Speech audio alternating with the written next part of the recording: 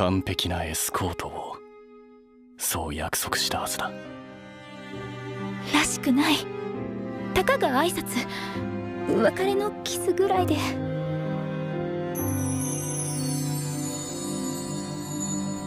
Okay, so first off, this has to be said. Our girl Aileen was looking fine. Okay, now that I got that out the way.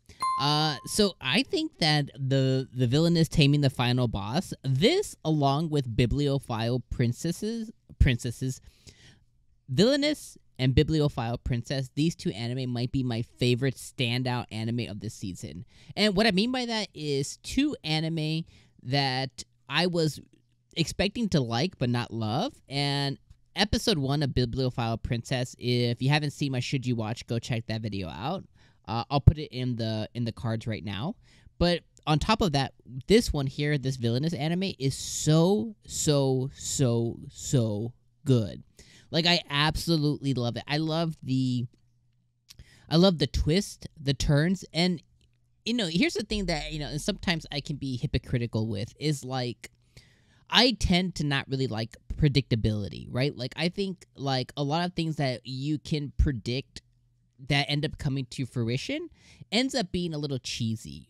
But if it's done right and tastefully, then I think it's okay, right? So what I mean by that is at the end of the last episode, I was like, okay, this whole entire thing with LILIA, there's one of two things. It's either LILIA herself faking these letters, faking all this stuff going on with her, or it's Cedric actually, you know, kind of manipulating and sending these letters to LILIA to get closer to her.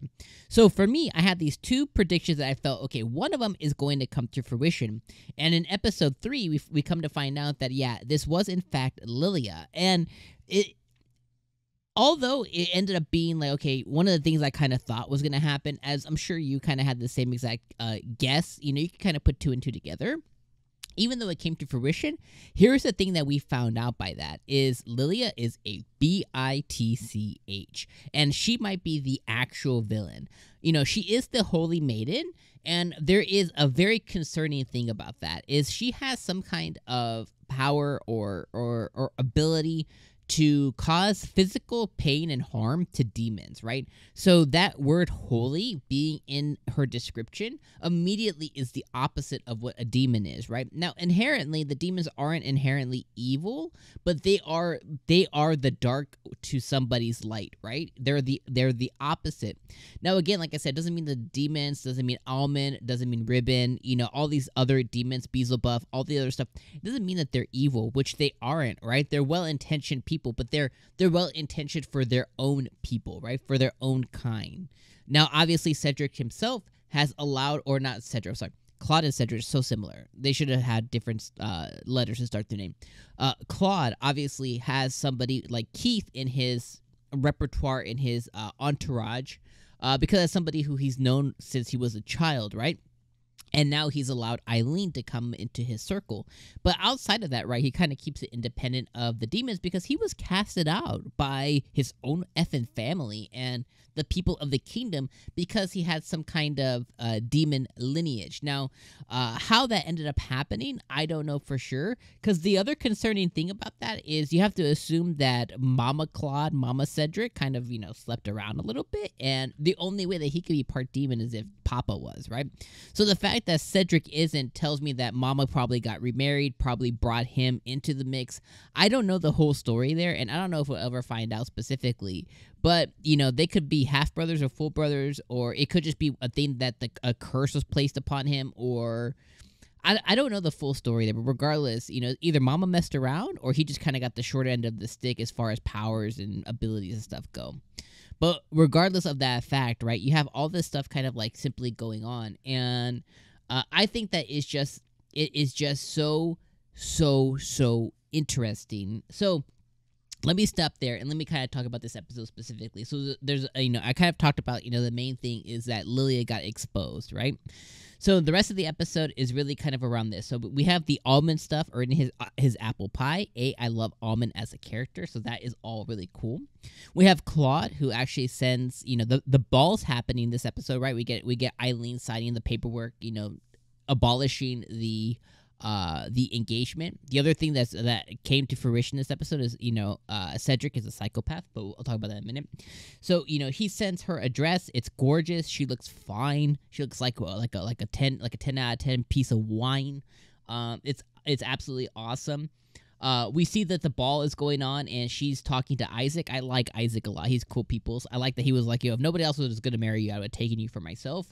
Originally, I thought that was her brother, but I guess that is her old schoolmate. So somebody she's just been friends with since she was, in school. And we find out that the culprit, again, is LILIA. LILIA's missing. During the ball, she's able to go and provide samples. And during last episode, she hinted at it. But essentially what she did is she provided perfume or cosmetic samples to girls who are rival against each other. So basically, if Brittany receives the sample, she's hated by Roxy, so Roxy's now like, why did I get that? So now she kind of pit people against each other, and she sent people of both factions samples. So now they're both intermingling, being like, why did I get one or whatever? So that's very interesting. So she's marketing her stuff under an umbrella called the Oberon Company, which I thought was really cool as well. LILIA goes to go see the Demon Lord. She's a total bitch, like I already said. And she tries to get him on her side all of a sudden. She tries to basically seduce the Demon Lord by saying she knows what he really wants. It's so gross. I'm assuming that at some point she probably also met the Demon Lord when she was younger. I don't know, but I literally marked out gross. I was like, this stupid bitch. I was like, I just can't stand her.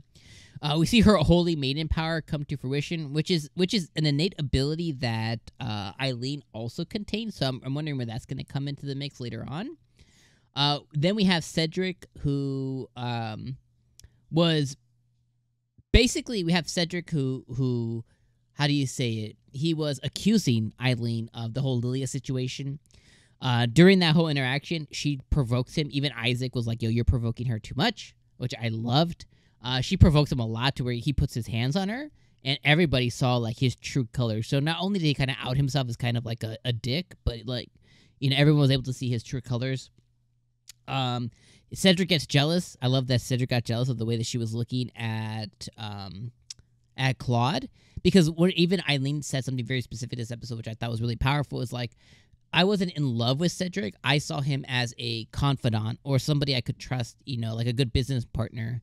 And our engagement was part of that. He's like, we were really close. And she remembers a time where Cedric was vulnerable and sad and was under the shadow of the cascade of his brother. And she helped him out, by kind of like showing, hey, here's what LILIA did. Like, I wish you the happiness, but just know that she's conniving and a liar.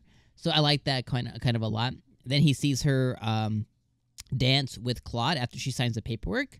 And I literally marked down in my notes, like, this dude's an effing psychopath, because he literally said, oh, you betrayed me for my brother. And it's like, Aileen didn't betray you, bro. Like, you called off the engagement. You got with another female. You decided to cast her aside. You are now regretting that in this specific moment because you're jealous of your brother, and he's pissed off that she was like, I'm not in love with you, dude. Like, I don't need you. Like, all I want is this engagement to be done. Like, you're a piece of work. And now he's just mad. And then at the end of the episode, we cap off the episode with her getting a flash of the game that she played, where CLAUDE turned into the demon and kind of his dialogue that was said during that time, which is essentially her remembering that he was heavily betrayed. So the thing that's different about her gameplay and her arc that she had while she played the game is she wasn't a piece of that in the same way she is now. And CLAUDE trusts her. He likes her a lot.